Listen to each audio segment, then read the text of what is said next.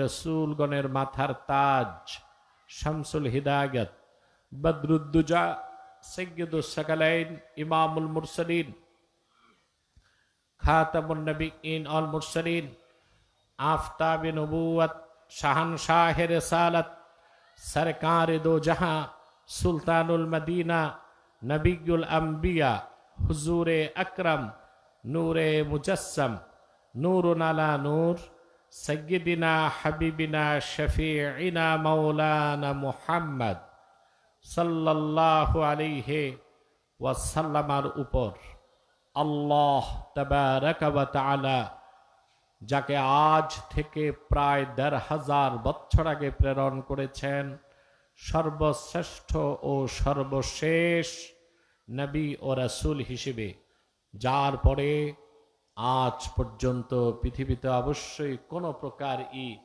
নবী কিংবা রাসূল অবশ্যই আসে নাই, অবশ্যই এখনো নাই, অবশ্যই কিয়ামত পর্যন্ত আসবে না। সম্মানিত সুধী, মাইকটা কি বন্ধ নাকি হরেন পিছনে? ইকো হবে না, একদম ইকো বন্ধ, কোনো সাউন্ড সিস্টেম থাকবে না, মাইক থাকবে শুধু। সেটআপ চেঞ্জ করো।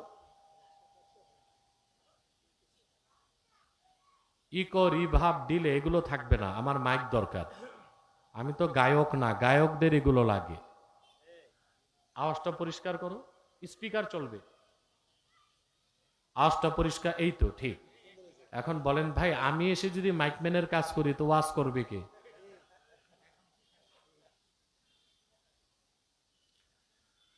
প্রিয় বন্ধুরা, আল্লাহর কি দয়া, রমজান মাসে আপনারা আল্লাহর পথে বের হয়েছেন, ঠিক না? আল্লাহর পথকে বলা হয় ফি সাবিলিল্লাহ। তা আপনারা এমনি ওয়াজ মাহফিল যখন শুনতে আসেন, ওটাও ফি সাবিলিল্লাহ বের হওয়া হয়। আর এখন ফি সাবিলিল্লাহ বের হয়েছেন রোজা রেখে, সুবহানাল্লাহ বলবেন না? কি পরিমাণ সওয়াব পাবেন আমি একটা হাদিস শোনাচ্ছি। হাদিসটি সিহাহুস সিত্তা, কুতুবুস সিত্তার 5টা কিতাবে আসছে। কয়টা কিতাব?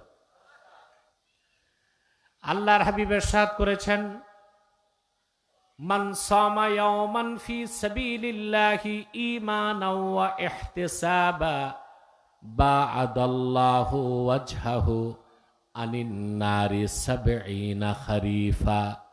যে ব্যক্তি আল্লাহর পথে বের হয়ে একদিন রোজা রাখবে, আল্লাহ তার চেহারাকে জাহান্নামের আগুন থেকে ৭০ বছর দূরে সরায় দিবে। আমরা ফি সাবিলিল্লাহ বের হইছি রোজা রেখে না, তা আমরা এই সওয়াবটা পাবো? যারা দাঁড়ায় আছে ওরা কি পুরা এই সওয়াবটা পাবে?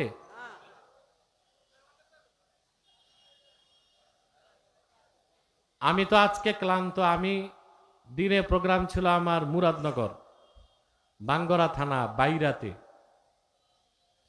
ওখানে দীর্ঘ সময় আলোচনা করতে হয়েছে।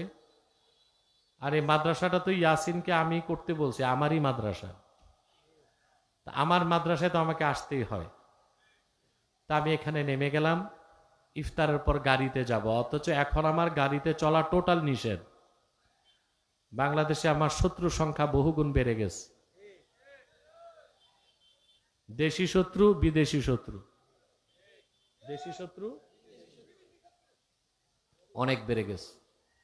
আমাকে গতকাল বাংলাদেশের একটি পুরাতন বহুল প্রচারিত ঐতিহ্যবাহী পত্রিকার সম্পাদক টেলিফোন করছেন রাতে, কুশল বিনিময় করে মোবারক জ্ঞাপন করে বললেন, আপনার বয়স কম, এই জাতির কল্যাণে আপনাকে আরো কিছুদিন বেঁচে থাকতে হবে, আপনি সতর্ক থাকুন। আমি বুঝতে পেরেছি কুশল বিনিময়ের অজুহাতে তিনি আমাকে সতর্ক করলেন, ঠিক না? কিন্তু আমি দাওয়াতটা নিয়েই ফেলেছি। আমি ইফতারের পর বিদায় নিব ইনশাল্লাহ, আর আপনাদেরকে ইফতারের আগে বিদায় দিব, ঠিক আছে না? এই যে বসেছেন, আল্লাহর কোরআনের থেকে কিছু কথা শুনবেন। মুনাজাতটা যে কবুল হবে সন্দেহ আছে? আমরা ইনশাল্লাহ একটু পর মুনাজাত করে রোজা মুখে গুনাহ মাফ করে নিষ্পাপ হয়ে আল্লাহর ওলি হয়ে বাড়ি যেতে চাই সবাই। শয়তান ওয়াসওয়াসা দিতে পারবে না তো? যে ভাইরা দাঁড়িয়ে আছেন তাদের লক্ষ্য করে বলছি, আমাদের মাহফিলে তো হিন্দুরা আসে, অমুসলিমরাও আসে, তারা বসতে লজ্জা পায়, আমরাও বসতে বলি না।